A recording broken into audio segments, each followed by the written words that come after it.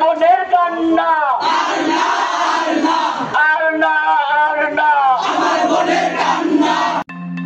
পিঠা কিনে দেওয়ার কথা বলে 7 বছরের শিশুকে ধর্ষণ। ধর্ষক চিকু মিয়ার বিচারের দাবিতে জেলা প্রশাসকের কার্যালয় ঘেরাও করেছে স্থানীয়রা। আজ সকাল 11টায় বিচারের দাবিতে একটি মিছিল নিয়ে জেলা প্রশাসকের কার্যালয়ে ভিড় করেন অর্ধশতাধিক মানুষ।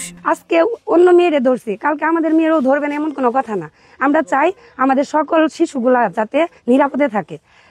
সবাই আমাদের অনুরোধ সবাই অনুরোধ যে আপনারা তদন্ত করে ওনার সঠিক বিচারটা করেন, যাতে ন্যায় বিচারটা পায়। ঘটনাস্থলে দাঁড়িয়ে বিভিন্ন স্লোগান দিতে দেখা যায় বিক্ষুব্ধ জনতাকে। ওয়ালটন এখন দেশের সীমানা পেরিয়ে পৌঁছে গিয়েছে 50টিরও বেশি দেশে। ওয়ালটন, ঘরে ঘরে, বিশ্বজুড়ে।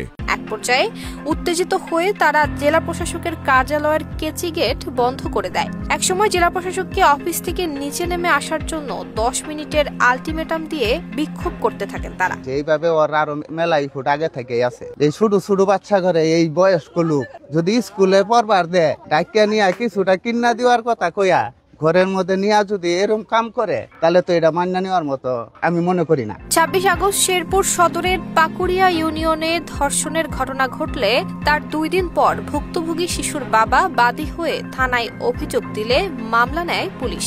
বর্তমানে শেরপুরের 250 শয্যার সদর হাসপাতালে চিকিৎসাধীন রয়েছে শিশুটি। নুসরাত জাহান মেহেক, ঢাকা পোস্ট।